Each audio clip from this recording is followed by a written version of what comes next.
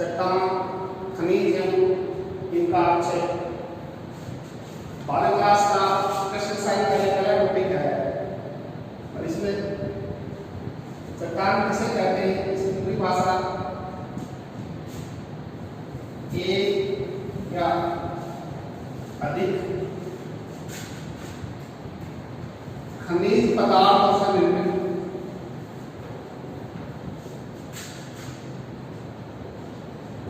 ठोस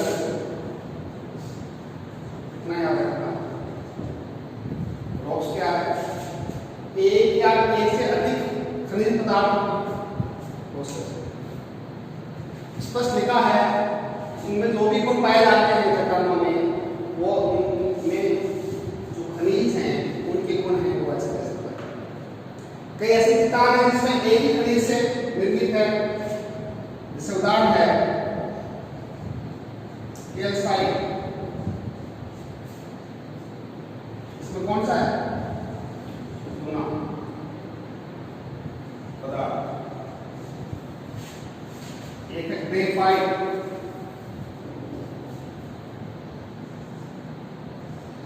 कई खनिजों से निर्मित।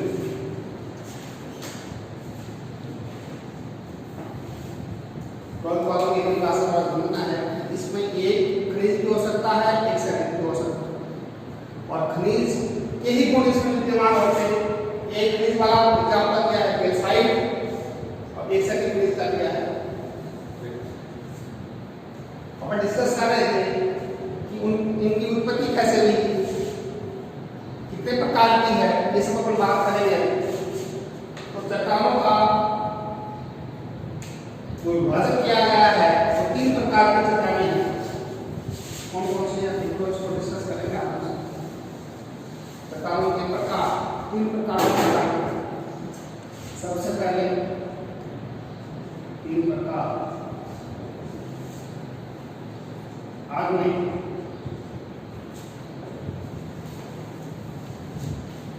अपसाती और रूपांतरित। 3 प्रकार की चट्टानें, इसको पहले समझना है। आग से निर्मित, आग का क्या गर्म पदार्थ है, इग्निस को, इंग्लिश में इसको बोलते हैं इग्निस को। यानी कि आप लोग डिस्कस कर रहे थे कि पृथ्वी के अंदर जो पिघला हुआ पदार्थ है, गर्म पदार्थ है, वो ठंडा होने से बनते हैं। तो इसमें एक नाम का रहना है गर्म पिघले हुए पदार्थ से निर्मित।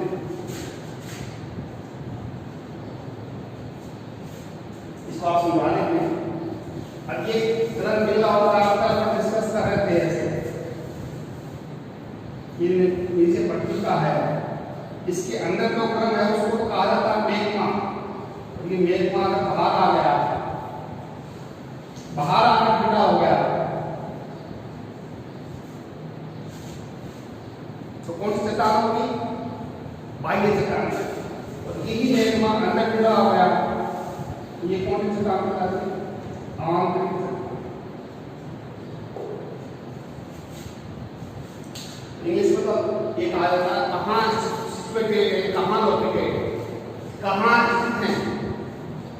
अगर पृथ्वी के अंदर ठंडा हो रहा है मैग्मा तो वो कौन सी चट्टान होगी? आंतरिक। और पृथ्वी के बाहर हो रहा है तो कौन सी होगी? बाह्य। इंग्लिश में इंट्रूसिव और एक्सट्रूसिव। अपने को आग्नेय चट्टान के ध्यान रखना स्थिति के अनुसार 2 प्रकार की बनाई। एक को कहा गया आंतरिक चट्टान और दूसरे को क्या कहा? बाह्य। इनके आपको एग्जाम क्या करने?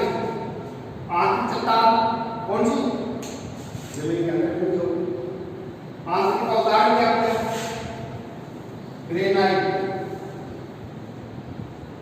और बाह्य चट्टान का है बेसाल्ट। 2 नाम क्या करते हैं? एग्जाम्पल पूछा कि वो मैग्मा, वो गर्म पदार्थ जो जमीन के अंदर ठंडा हो गया उसको इंग्लिश में बोलते हैं इंट्रूसिव। या प्लूटोनिक पाताल अंदर अपन बोलते हैं पाताल, तो इसको कहेंगे इंट्रूसिव, ये इसमें नाम आता है संबंध में, या प्लूटोनिक। इसका एग्जांपल क्या है? ग्रेनाइट। इसको क्या कहेंगे? एक्सक्लूसिव, बाहर वाली, या वोल्केनिक। वोल्केनो क्या होता है? ज्वालामुखी, बाहर जो आगे उसको गलत का ऐसा। ये दो उदाहरण याद रखने। इसके बाद इन आग्नेय चट्टानों को सिलिका की मात्रा के आधार पर कितने भागों में बांटा गया? 3 भाग। ये एग्जाम्पल याद रखना। सिलिका की जितनी मात्रा अधिक होगी उतनी ही चट्टान क्या होगी? अम्लीय होगी। अब सिलिका की मात्रा के आधार पर सबसे पहले देख लो, इसको याद रखना। अम्लीय चट्टान में उदाहरण है 65 से लेकर 85% सिलिक। इसकी एग्जाम्पल कौन से क्या है? तो नाम दिया लेना है। दूसरा मध्यवर्ती या इंटरमीडिएट 55 से लेकर 65% सिलिका। एंडोसाइट, एक एक उदाहरण याद रखना। तीसरा है बास्मिक 45 से लेकर 55%। इसका क्या उदाहरण है? बेसाल। याद आ जाएगा। इसमें अधिक सिलिका है, वो एसिडिक है, उसका उदाहरण क्या है? ग्रेनाइट। मध्यवर्ती इंटरमीडिएट, उसका उदाहरण है एंडोसाइट। और बेसिक बास्मिक है, इसमें कम मात्रा में सिलिका है, उसका उदाहरण है बेसाल या गेको। 5 एग्जाम्पल याद रखनी है। इग्नियस का अर्थ है आग से, इग्नाइट कार्ड थे अग्नि से। इसका अर्थ है कोई गर्म पदार्थ ठंडा होगा, अब ठंडा बाहर हो रहा है तो भाई अंदर वर्ड तो आग है। इसके एग्जाम्पल बाहर वाली को क्या होगी? ग्रेनाइट, आंतरिक बेसाल। एक तरीका ये। दूसरा इसका तरीका है कितनी सिलिका की मात्रा है। 3 प्रकार की, अम्लीय सिलिका, मध्यवर्ती और बास्मिक। 3 नाम याद रखने हैं। वही नाम है ग्रेनाइट, एंडोसाइट। सीधा एग्जाम्पल पूछ जाता है इनमें से कौन सी, सीधा ही पूछ जाता है कौन सी अम्लीय चट्टान का उदाहरण है या कौन सी आंतरिक चट्टान। ये तो सिर्फ इसका। और कहते हैं भूमंडल में लिथोस्फीयर में सबसे अधिक चट्टानें कौन सी? और सबसे पहले ये बनी, ये कभी-कभी इनको प्राथमिक चट्टान या मूल चट्टान भी कहा जाता है। बाकी चट्टानें इसके द्वारा निर्मित होती हैं। कभी-कभी इनको मदर रॉक्स भी कहा जाता है।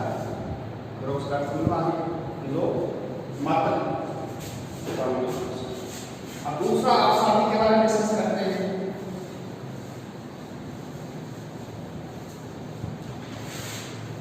अवसाद का सीधा अर्थ है सेडिमेंट। सेडिमेंट का समझिए आप, यानी कोई भी आग्नेय चट्टानें उनका अपक्षय होगा, टूटेंगे, टूटने के बाद जल के द्वारा या वायु के द्वारा अपने स्थान से इसको लिख देना। आग्नेय चट्टानों के अपक्षय के बाद अवसाद को दूसरे स्थान पर संचित करना या संचयन। ये संचयन किसके द्वारा होगा? विशेष तौर से जल के द्वारा या वायु द्वारा। इसको कोई इंपॉर्टेंट ज्यादा सुनिए या इसके उदाहरण अवसादी के सैल, लाइमस्टोन हिंदी में बोलते चूना पत्थर, और सैंडस्टोन तीन नाम याद रहे। अवसादी के तीन नाम सैल, लाइमस्टोन और सैंडस्टोन। इसका इम्पोर्टेंट क्वेश्चन आया हुआ कि कौन सी चट्टानों में फॉसिल्स पाए जाते हैं। फॉसिल्स का अर्थ है जीवाश्म, यानी वनस्पति या पेड़ पौधों के ऐसे ऐसे अवशेष मिलते हैं, वो चट्टानें कौन सी हैं। दूसरा, ये सभी चट्टानें बर्फ के रूप में है, ये इसमें सबसे इम्पोर्टेंट है। फॉसिल्स कौन से चट्टानों पाए जाते हैं, तो कौन से होंगे।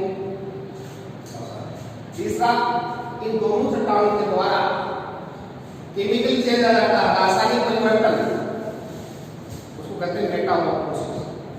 कायांतरण, या आपने कितनों भी नाम सुना होगा, मेटामॉर्फोसिस का अर्थ उसका पूरी काया चेंज होता है, मेटामॉर्फोसिस। थर्मोमेटामॉर्फोसिस सुना ना। थर्मोमेटामॉर्फोसिस का अर्थ है ताप के द्वारा उसका रूपांतरण। डायनोमेटामॉर्फोसिस करता है दाब के द्वारा, यानी उनमें किसी न किसी रूपांतरण। हाइड्रोमेटामॉर्फोसिस, यानी इन्हीं चट्टानों का रूपांतरण हो गया। किसके द्वारा होगा, जल के द्वारा, दाब के द्वारा, ताप के द्वारा। दोबारा समझ लीजिए, आग्नेय चट्टानें तथा अवसादी चट्टानों का रासायनिक परिवर्तन किसके द्वारा, जल द्वारा, ताप द्वारा, वायु द्वारा परिवर्तन होता है, चट्टान बनती है, उसकी चट्टानें कहलाती है रूपांतरित चट्टानें। इसके उदाहरण आपको शायद ये लो, यहाँ पर एक उदाहरण है सैल, किससे बनी है, स्लेट। ऐसे उसमें नहीं रखा हुआ है, इसमें ना ये कौन सी चट्टान है, कायांतरित चट्टान। तो ये कौन सी चट्टान है, मूल चट्टान। सैल इसे स्लेट मिलती है। ये बहुत बार पूछा गया है, चूना पत्थर, चूना पत्थर से क्या बना है, संगमरमर। ये काफी इंपॉर्टेंट है, इसमें मार्बल, ये क्या चीज है, लाइमस्टोन। इसको अंडरलाइन करना होगा, इसको याद रखना। मार्बल किसका रूपांतरण है, लाइमस्टोन। लाइमस्टोन क्या है, कैल्साइट। कैल्साइट क्या है, कैल्शियम कार्बोनेट। समझ आ गया, यानी इसके अंदर विशुद्ध रूप से चूना है, जितनी सफेद होगा वो शुद्ध मार्बल होगा। और ये बना किससे है, लाइम का समझा चूना। और ये चूना पत्थर किससे बना होता है, कैल्साइट। कैल्साइट क्या है, सिंगल खनिज है कैल्शियम कार्बोनेट, और अपने यहाँ मकराना में खूब पाया जाता है। यानी यहाँ पे ताप का रूपांतरण, समझा, लेकिन गर्मी पड़ती है ताप की वजह से। दूसरी बात, पट के रूप में पाई जाती है, पढ़ते हैं इसकी। ऐसे ही बालू पत्थर का रूपांतरण है, बालू पत्थर, इसको अपन बोलते हैं सैंडस्टोन। क्वार्टजाइट, इतना इंपॉर्टेंट नहीं है। सैल से बना स्लेट, चूना पत्थर से संगमरमर, बालू पत्थर से क्वार्टजाइट, माइका से सिस्ट, माइका से सिस्ट, और ग्रेनाइट से निश। ये पांच कारण आपको याद रखने हैं। माइका, सिस्ट, ग्रेनाइट,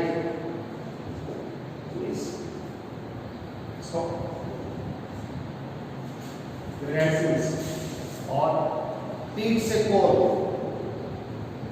पीट कोयला बनता है, पीट और नमक, यानी ऐसी वनस्पति जो विच्छेदन के बाद गहरे काले रंग के भूरे के डिपोज बन जाए, कोयला बनता है। ऐसी वनस्पति या कार्बनिक पदार्थ जिसको अपन पहचान पाते हैं वो पीट है, नहीं पहचान पाते वो मक है। और मक और पीट का रूपांतरण धीरे धीरे कई हजारों वर्षों में से जमीन के अंदर किसके रूप में बढ़ गया, कोयले।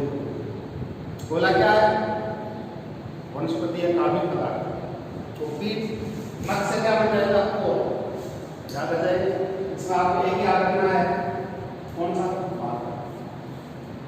तीन प्रकार की चट्टानें हैं, तीनों याद रखनी। आग्नेय, आग से बनी चट्टानें सबसे पहले बनी, अगर गर्म लावा बाहर निकल में ठंडा होगा तो हवा कहलाया। बाहर वाली कौन सी होगी? बाह्य, इसको अपन बेसाल्ट कहते हैं। पृथ्वी के अंदर, जमीन के अंदर ठंडी होगी आंतरिक चट्टान, इसको अपन क्या कहते हैं? ग्रेनाइट कहते हैं। उसके बाद सिलिका की मात्रा के आधार पर अधिक सिलिका है तो कौन सी चट्टान? अम्लीय चट्टान, उसका उदाहरण ग्रेनाइट। इंटरमीडिएट कौन सी है? जिसमें सिलिका की मात्रा मध्यवर्ती है, एंडोसाइट। और वास्तविक बेसाल्ट होते हैं। ये तो किसके उदाहरण? अम्लीय चट्टान के। उसके बाद अवसाद, इसको बोलते हैं सेडिमेंट। समुद्र के या तालाब के, नदियों की तो उसका पेंदा होता है, उसमें जो शिल्प जमती है उसके अंदर क्या बोलते हैं? मूंगा है, भोंगा है, सोना जमीन के अंदर हीरा है या वनस्पति है, वो फोसिल्स है। वो अपन बात कर रहे हैं कहाँ की? समुद्र की बात कर रहे हैं। लेकिन अपने यहाँ जैसलमेर में भी नेशनल पार्क है, उसमें भी फोसिल्स मिले हैं, पता होगा आपका जुरासिक। वो कौन से? रेगिस्तान का जुरासिक। कहते हैं रेगिस्तान में कई तरह की वनस्पति थी, कई तरह के जीव जंतु थे, धीरे धीरे क्या हो गए? लुप्त हो गए, लेकिन उनका डीएनए या डायनासोर के रूप में जमीन में मिलता। इस तरह का फोसिल्स, ये विशेषता अवसादी चट्टान की है। और ज्यादातर किसके द्वारा? या तो वायु के द्वारा वो पदार्थ शिफ्ट होगा या जल के द्वारा। वायु द्वारा होगा तो अपने यहाँ पर क्या है? सैंड डून्स है, लोएस है, टोलिन है, ऐसे नाम सुने होंगे। ये क्या चीज है? वो हवा के द्वारा। और समुद्र में, तालाब में, नदियों में किसके द्वारा? तो ये सभी उदाहरण किसके थे? अवसादी के। अब रूपांतरण क्या है? आग्नेय चट्टान और अवसादी चट्टानों का रासायनिक परिवर्तन, वो भी किसके द्वारा? ताप, दाब और प्रेशर के द्वारा या जल के द्वारा। उन्हीं के आगे नाम एक नाम नहीं बता रहे। हाइड्रो मेटामॉर्फोसिस, थर्मोमेटामॉर्फोसिस, ताप के द्वारा, जल के द्वारा। इनकी एग्जाम्पल आपके आगे में सेल्सियस, चुना पत्थर, मार्बल, बालू पत्थर, क्वार्टजाइट, माइका, सिस्ट, ग्रेनाइट। ये आपका छोटा सा टॉपिक है इसका। इसी का छोटा सा ऐसा है खनिज। खनिज क्या है? हम पहले डिस्कस कर चुके।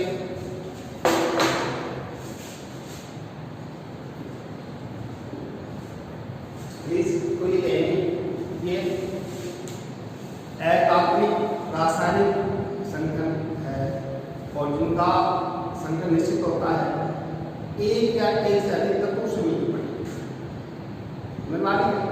उसमें अपन खनिज की बात कर रहे थे। इसमें किसकी बात कर रहे हैं? एलिमेंट की। एक या एक से अधिक तत्वों से मिलकर पदार्थ खनिज होता है। और खनिज की अपनी विशेषताएं, अपने गुण हैं। चमक होती है इसमें, डेंसिटी होती है, हार्डनेस, सॉफ्टनेस होती है। ये सभी गुण इसमें पाए जाते हैं। और सबसे महत्वपूर्ण खनिज है वो है प्राथमिक खनिज। इनको खनिजों को दो भागों में बांटा गया है। भाषा देखने की आवश्यकता नहीं है। एक या एक से अधिक तत्वों से मिलकर जो बनता है वो खनिज कहलाता है।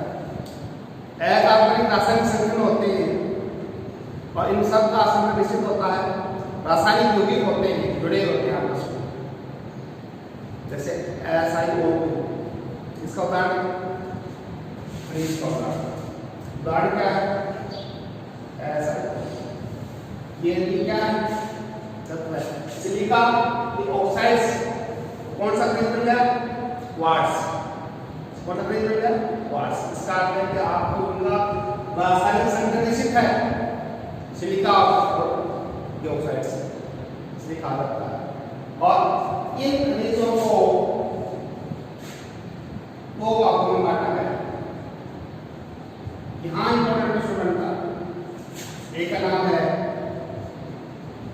प्राथमिक, प्राइमरी मिनरल्स की इंपॉर्टेंट। इसमें सिर्फ आपको एग्जाम्पल याद रखना, सिर्फ एग्जाम्पल। इनमें से कौन सा प्राथमिक खनिज का उदाहरण है या कौन सा प्राथमिक खनिज नहीं है, इसमें याद रखना। ये भी किससे बने? जब पृथ्वी बनी, जो ठंडे हुए पदार्थ आपस में मिल गए, सबसे पहले बने वो तो कौन से होंगे? प्राथमिक। और प्राथमिक का सबसे महत्वपूर्ण है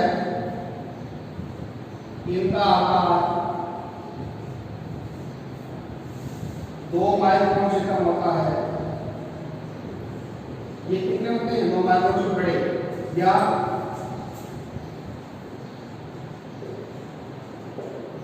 क्या रहता है, यानी कले से बड़े आकार के जो खनिज हैं वो प्राथमिक खनिज। कले की मात्रा कितनी होती है? इससे कम। इसको माइक्रोन भी बोलते हैं, माइक्रोन, यानी इसमें बड़े आकार के होते हैं। दूसरा प्राथमिक, इसके एग्जाम्पल याद रखना। प्राथमिक सबसे महत्वपूर्ण है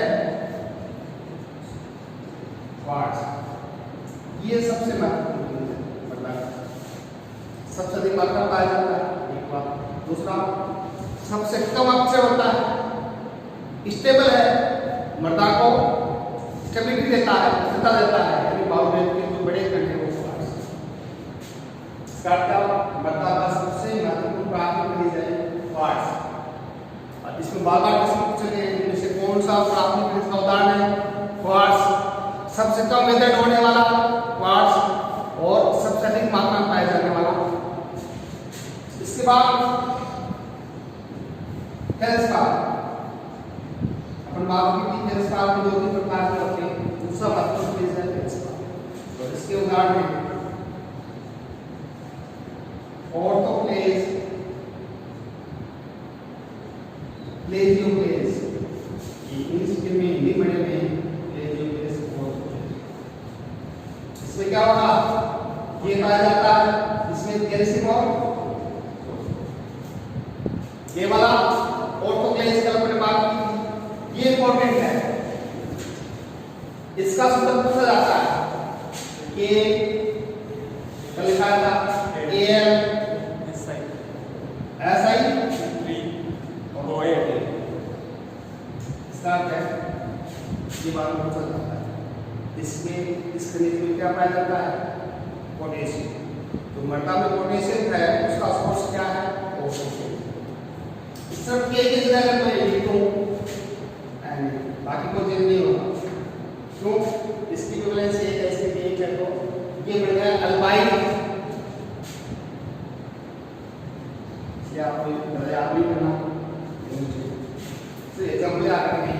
सबसे महत्वपूर्ण दूसरा खनिज है, उसको कहते हैं फेल्सपार, और फेल्सपार के दो प्रकार, ऑर्थोक्लेज। ऑर्थोक्लेज का ही सूत्र याद रखना है, बाकी आपके साथ जो कठिन नाम लगे वो तो क्या है? प्राथमिक खनिज है, और जो थोड़े से आसान लगे वो कौन से होंगे? सेकेंडरी खनिज। क्वार्ट्ज, फेल्सपार, ऑर्थोक्लेज, ओगाइट,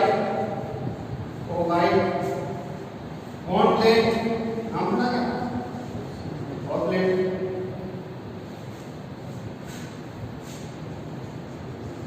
मस्कोवाइट,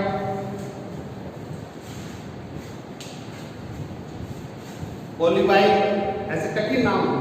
पॉलीबाइट, माइका है, इस तरह से आपको ये 1, 2, 3 याद रखने को, लेकिन इस बात को बताने इंस्टीट्यूशन का सिस्टम है, इससे 3 हो जाएगा कि प्राथमिक खनिज बढ़िया खाते खनिज सबसे पहले पढ़े, और ये प्राथमिक खनिज में सबसे महत्वपूर्ण क्वार्ट्ज है, इनका सबसे कम अपचय होता है, मृदा को क्या देता है? स्थिरता देता है। अब देखो, जिसमें सेंट की मात्रा ज्यादा होगी, जिस मृदा में सेंट ज्यादा होगा, और उसमें कौन सा खनिज ज्यादा होगा? क्वार्ट्ज। जो सिल्ट है, सिल्ट में डोमिनेंस होगी फेल्सपार, और क्ले है उसमें होगी सेकेंडरी मिनरल्स। सेकेंडरी मिनरल्स कौन से होते हैं? इलाइट है, कैल्शियम है, मोनोक्लोराइड है। जैसे इनकी मात्रा किसके आधार पर है? इनके आकार के आधार पर। अपने को जहाँ कहीं भी क्वार्ट्ज है, इसका अर्थ उससे जो मटेरियल मिलेगी उसमें सेंट की मात्रा ज्यादा होगी। जहाँ कहीं फेल्सपार है उसमें नहीं वो होगी, और इसको अपन तो लोमी बोलते हैं या डोमट बोलते हैं। इस तरह की मटेरियल में ये इसकी अधिकता होगी, क्योंकि चीजें ज्यादा होगी। ये कम मात्रा में वाइट है, कॉम्प्लेक्ट है, मस्कोवाइट है, पॉलीवाइट, और जिस किसी में क्ले है उसमें सेकेंडरी मिनरल्स की प्रधानता। और याद रखना है कि प्राथमिक खनिज आकार बड़ा, सबसे पहले बड़े मूल खनिज है, खनिज क्या है, इनका रासायनिक संरचना निश्चित होता है और अकार्बनिक रासायनिक यौगिक हैं। उदाहरण जैसे एक उदाहरण आ जाए सिलिका के ऑक्साइड, इसका क्या इनका एक निश्चित मात्रा। उसके बाद सेकेंडरी मिनरल्स, द्वितीयक खनिज के उदाहरण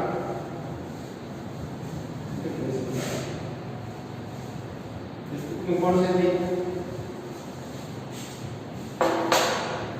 सेकेंडरी मिनरल्स खड़े तो इसी से हैं, द्वितीयक खनिज।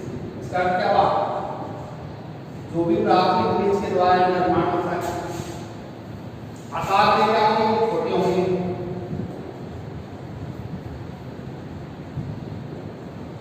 और सॉफ्ट होंगे, जो आसान नाम है जैसे जिप्सम, हेमेटाइट, लाइमोनाइट, डोलोमाइट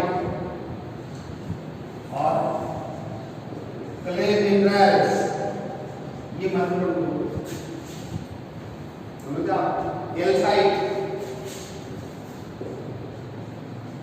अब आप समझाओगे कि ये इनका विदय, इनकी बेहतरीन, इनका अपचय प्राथमिक की बजाय जल्दी होगा। अपचय समझते हो आप, यानी उसका डिसइंटीग्रेशन। और सेकेंडरी मिनरल्स में दो तरीके से पूछा जाता है, ज्यादातर पूछा जाता है उदाहरण, लेकिन साथ साथ में इनकी फॉर्मूला याद रखना। इसका फॉर्मूला तो याद रखें, क्या है CaSO4। अपने यही याद करना है, ये आयरन की ऑक्साइड्स होती है, Fe2O3 ऑक्साइड्स। इसके साथ दल क्या करता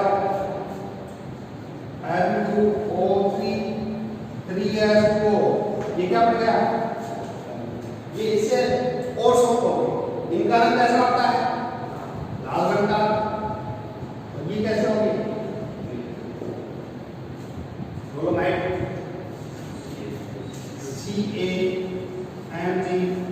CaMgCO3 का, इसके दोनों के कैल्शियम के मैग्नीशियम कार्बोनेट, क्लेवेलेंस, डोलोमाइट, इलाइट, वर्मिकुलाइट, मोनोनाइट, ये सिलिका और एल्यूमीनियम के जो भी यानी इनकी परतें पाई जाती हैं। ये सबसे बारीक होते हैं, सबसे एक्टिव होते हैं। क्ले में किसकी बात आ जाती है, क्ले अलग नाम है और क्ले मिनरल्स अलग नाम है। इनको क्ले सिलिकेट मिनरल्स कहा जाता है, सिलिका की मात्रा इसमें। कैल्साइट समझ आप क्या है, कैल्साइट का Ca, कम से कम 10 बार में आप लगा सकते हैं, वैसे याद करवा। ये क्या है, CO, कैल्शियम ऑक्साइड, ये क्या है,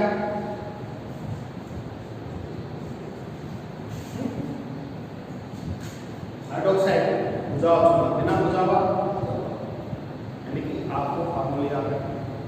आसान फार्मूला हर साल एक आता है, वो आते हैं, जैसे ये क्या है, FeS2 आयरन पायराइड, आयरन, यानी ये आपको फॉर्मूला याद, ये याद आ जाएगा। आसान है कि दो प्रकार के खनिज हैं और खनिज का संतुलन निश्चित होता है। रासायनिक यौगिक होते हैं, अकार्बनिक होते हैं, अकार्बनिक समझे, ऑर्गेनिक केमिस्ट्री की कार्बन नहीं है इसमें, C है तो ये C कैल्शियम है, इसमें कार्बन नहीं है। और ये ऑक्साइड्स के रूप में इसमें हो सकते हैं, सल्फाइड भी हो सकते हैं, कार्बोनेट भी हो सकते हैं, और बाइकार्बोनेट वो भी है संतुलित। और इनका आकार का छोटा होगा, प्राथमिक का बड़ा होगा। प्राथमिक को उदाहरण याद रखने, प्राथमिक के खनिजों से ही निर्माण, चट्टान और खनिज ये दोनों मिलकर इसका निर्माण करते हैं।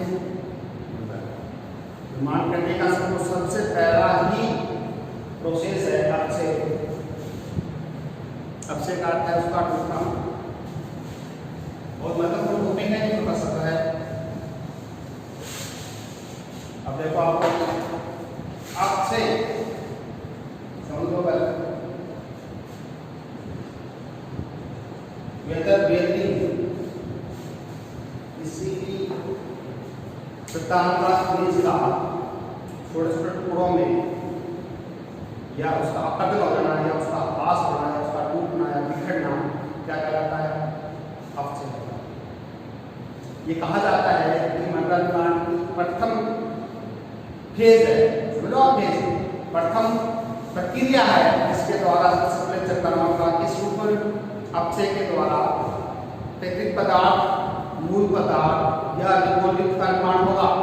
ये महत्वपूर्ण चीज है। अब इसमें क्या आएगा? विखंडन, विच्छेदन, अपक्षय के नाम आएंगे। डिसइंटीग्रेशन, समझा? डिसइंटीग्रेशन थोड़े टुकड़ों में बैठना। डिकम्पोजिशन,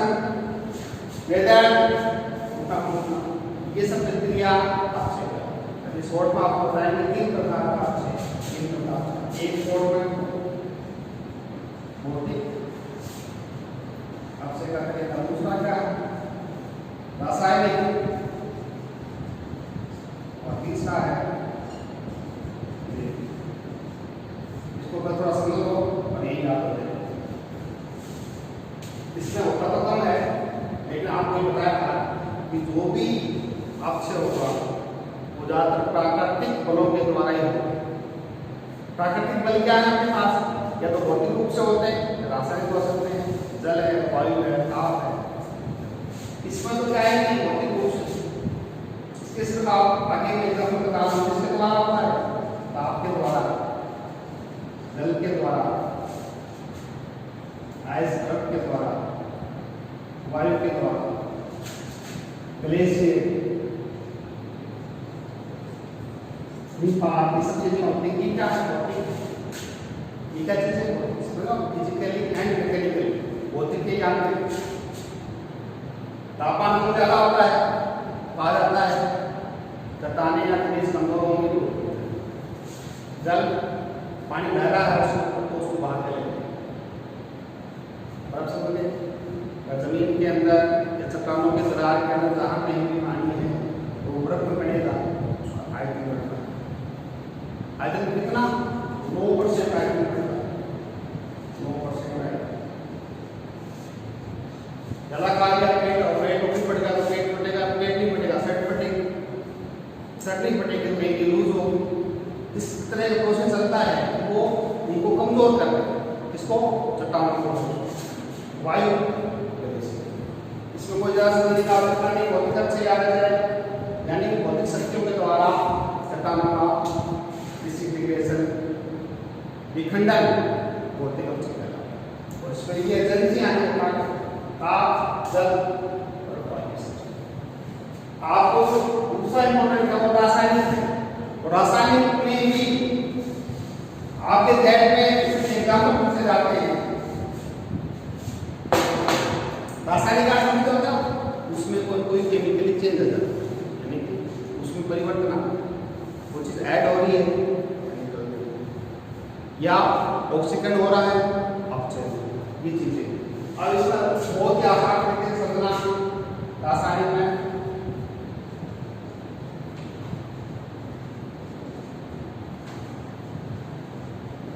इंग्लिश में थोड़ा आसान नाम है, ठीक है, समझा जाएगी।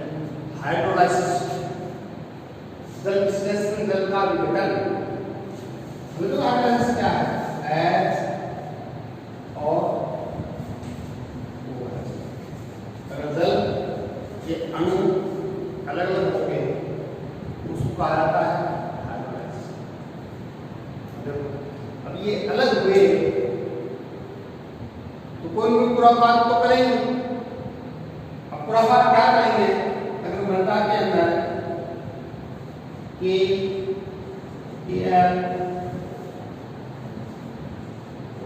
ये क्या चीज है?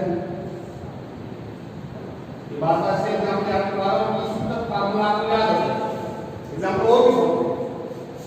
इसका अर्थ है कि अपने पास ये खनिज है, इस खनिज के साथ साथ जल का विकर्ण होगा, अपघटन होगा, जल टूटेगा, तो ये आगे जाकर नीचे वाली प्रतिक्रिया में इसको रिप्लेस करेगा। कौन रिप्लेस करेगा भैया? अब इसको रिप्लेस कर दिया, इसकी जगह क्या आ गया? H आ गया। आगे ये OH, इसका हुआ ये ऑर्गेनाइज बुझवा नहीं हुआ। इस तरह का एग्जांपल है, आपको वहां पूछा नहीं जाता, ये रोज क्लास में जरूर लिखना पड़ता है। रासायनिक अपचय के उदाहरण लिखिए। तो सबसे पहला अपचय क्या है? हाइड्रोलाइसिस। ये बहुत प्रक्रिया होती है, यही तो आपको चीज है, यानी एक कैटायन दूसरे को, उसकी नेचर है, या अपन नहीं कह सकते प्रकृति की नेचर की। एक कैटायन क्या करेगा? दूसरे कैटायन को रिप्लेस करेगा। अब हो सकता है इसको मौका मिले, इसको कुछ जो वापस आ जाएगा, पानी की थोड़ी मात्रा कम हुई, उसकी जगह क्या आ जाएगा? ये आ जाएगा। तो इस तरह से चलता रहता है। समझा दिया, बड़ा आसान एग्जाम्पल है। दूसरा देखो, जलयोजन। जलयोजन क्या है? जल के अणु का किसी भी खनिज के साथ रासायनिक जुड़ाव, फिर उसके साथ लग जाएगा, उसका हिस्सा हो जाएगा। जैसे CaSO कैल्शियम सल्फेट है, उसके साथ जल लग गया तो क्या होगा? आप सीधा जुड़ाव Fe2O3,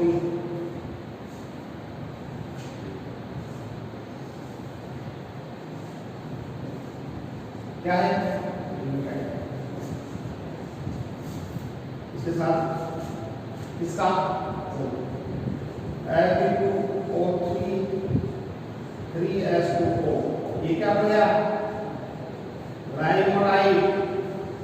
ये पीला है, ये रंग में लाल है, ये और इसका अर्थ है किसी भी खनिज के साथ जल के अणु का संयोग या जुड़ना ही जलयोजन, जल का योजन, हाइड्रेशन कहलाता है। हाइड्रोलाइसिस अलग प्रक्रिया, इन दोनों चीज है। अब देखो, आप इसी बात का नहीं लिखा जाए, आप याद होगा हेमेटाइट। हेमेटाइट क्या है? आयरन ऑक्साइड से, इसके साथ और जो दूसरा है क्या होगा? इसका नाम क्या था? हेमेटाइट। इसका नाम क्या होगा? ये सेकेंडरी रिएक्शन दोनों, और ये कौन सा था? Primary reaction. इसका सूत्र क्या है? KAlSO2। इस तरह के कई है। अब आपके केमिस्ट्री में आपने पढ़ा होगा, एक नाम तो है ऑक्सीकरण, दूसरा है अपचयन। किसी भी खनिज के साथ ऑक्सीजन का जुड़ना, ऑक्सीकरण हो गया, ऑक्सीजन का निकलना।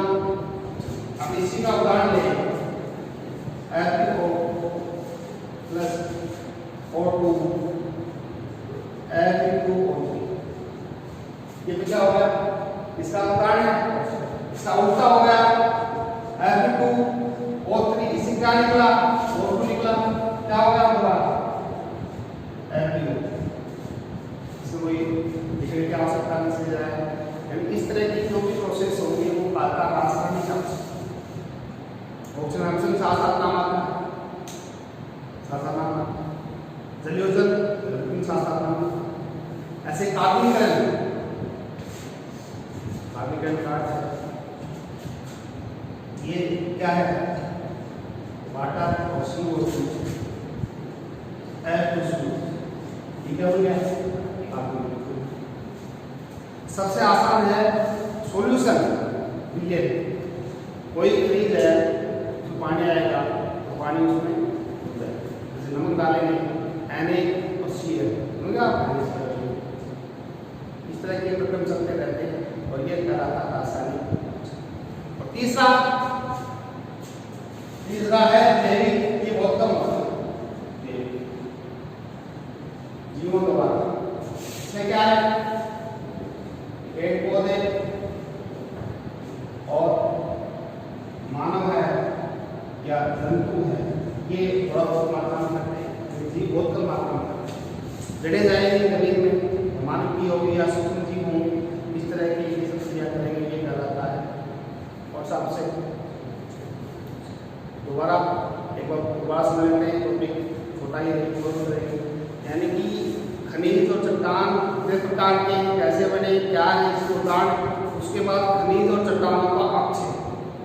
अपक्षय का अर्थ है कि मृदा निर्माण की पहली प्रक्रिया, उसके लिए किसका निर्माण करना, मूल पदार्थ का, प्राकृतिक पदार्थ का या विकल्प का निर्माण। और ये क्या होगी, विनाशकारी प्रक्रिया होगी, डिसइंटीग्रेशन होगा, डिकम्पोज होगा, वो टूटेंगे और क्या बनाएंगे मूल पदार्थ यानी कच्चा पदार्थ। इसको कहा जाता है दो प्रक्रिया होती है मृदा निर्माण की, कच्चा पदार्थ बन जाएगा और ये कहलाता है डिकम्पोज। कच्चा पदार्थ बनने के लिए प्रक्रिया है, कौन सी प्रक्रिया, उसको कहा जाता है अपक्षय।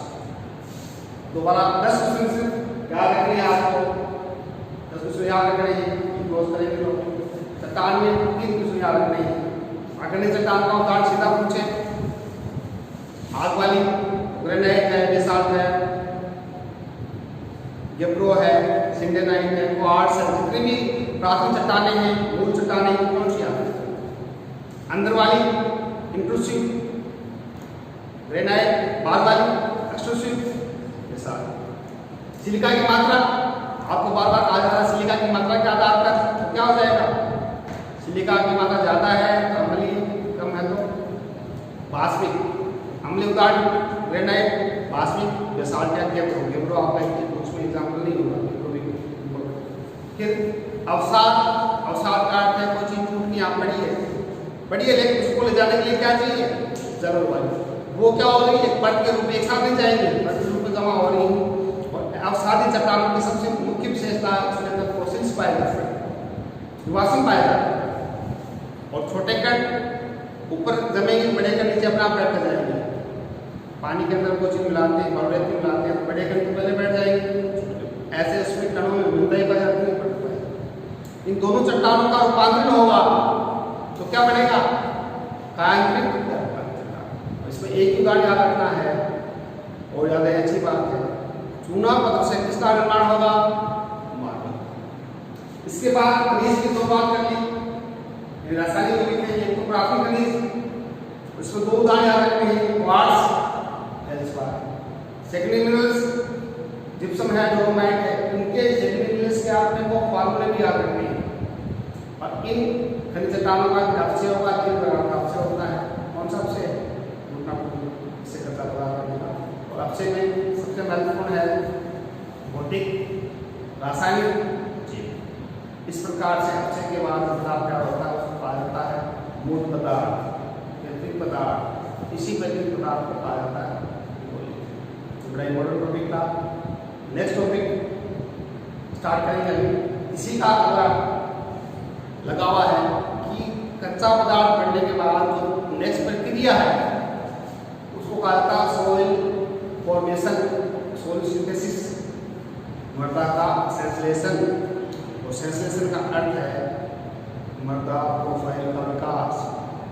नेक्स्ट टॉपिक हम स्टार्ट करेंगे, बताएंगे आपको।